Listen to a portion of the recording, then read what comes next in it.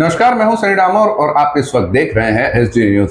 लगातार कांग्रेस बीजेपी अपनी ओर से ताकत झोंके रतलाम झाबुआ अलीराजपुर संसदीय सीट पर अपना जौहर दिखा रही है, जहां लोगों का मन लुभाने के लिए, वोटरों का मन लुभाने के लिए लगातार प्रयास किए जा रहे हैं। ऐसे में झाबुआ सीट की अगर बात करें तो झाबुआ क्षेत्र या रतलाम संसदीय सीट को लेकर के कांग्रेस हमेशा मजबूत नजर आई है। ऐसे में हमारे बीच में इस वक्त मौजूद हैं शाबिर पिटवेल जी।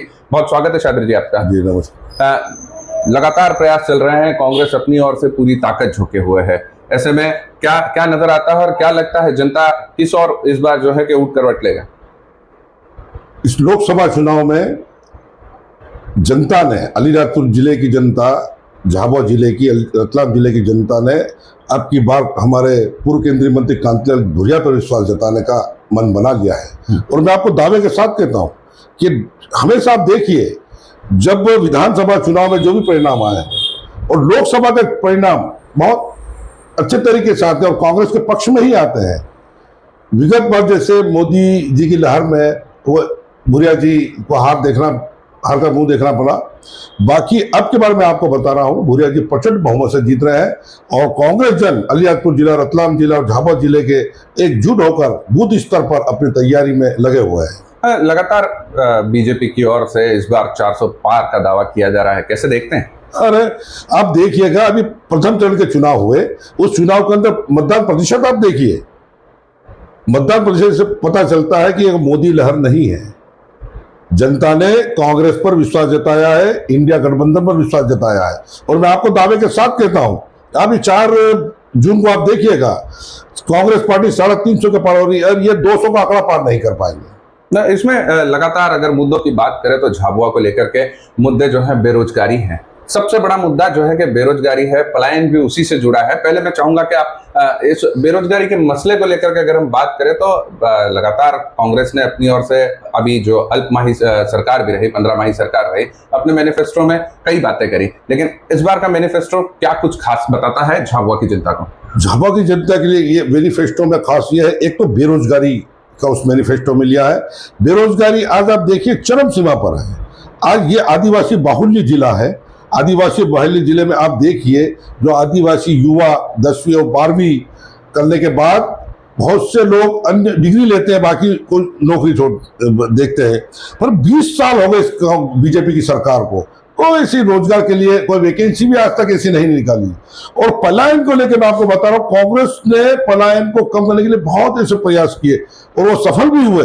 आप मनरेगा को देख लीजिए, ये मनरेगा की जो योजना कांग्रेस लाई थी, ये इसलिए लाई थी कि पलायन कम हो। आप देखिए, पूर्व में राहत कार्य चले थे।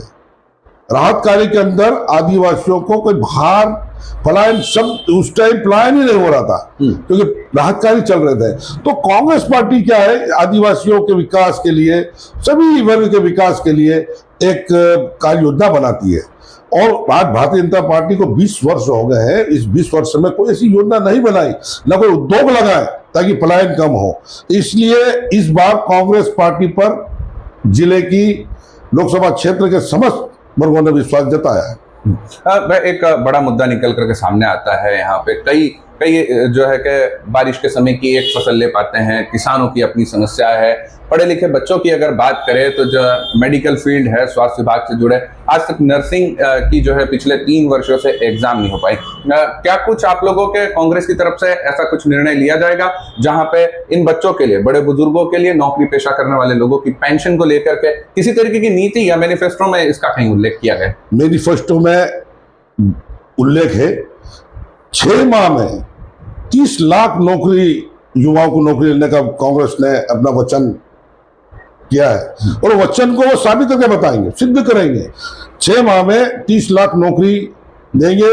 अब उसके हिसाब से 5 वर्ष का लगा लीजिए। भारतीय जनता पार्टी ने 2 करोड़ रोजगार देने का वादा किया था। 2 करोड़ तो छोड़ो, 5 लाख को भी रोजगार नहीं मिला। तो कांग्रेस पार्टी ने जो एक जैसे नर्सिंग है, मेडिकल से संबंधित जो है, तो उसके लिए कांग्रेस पार्टी युवाओं को मेडिकल लाइन, इंजीनियरिंग लाइन, उस सब में उन्होंने कार्य योजना बनाई है।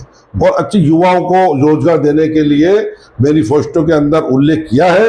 उस पर कांग्रेस पार्टी अपने उद्देश्य जो उसने दिया उस पर सफल होगी। बड़ी बात है, बधाई के साथ में आपको शुभकामनाएं भी देते हैं एसडी न्यूज की तरफ से कि कल नामांकन दाखिल हो रहा है। कांतिलाल भूरिया जी जो है कि एक महासभा का आयोजन कर रहे हैं, रैली भी है। किस तरीके के यहाँ पे जो है सीनियर नेता यहाँ पर पहुंचने वाले हैं, क्या वो बड़े नाम होंगे और किस तरीके का ये आयोजन रहने वाला है? कांग्रेस के राष्ट्रीय अध्यक्ष मल्लिकार्जुन खड़गे जी जो कार्यक्रम निर्धारित था 24 को, कुछ ऐसी हनुमान जयंती के अवसर पर कुछ ऐसे कार्यक्रम उनके निर्धारित हुए, तो उन्होंने 24 का उनका कैंसिल हुआ है।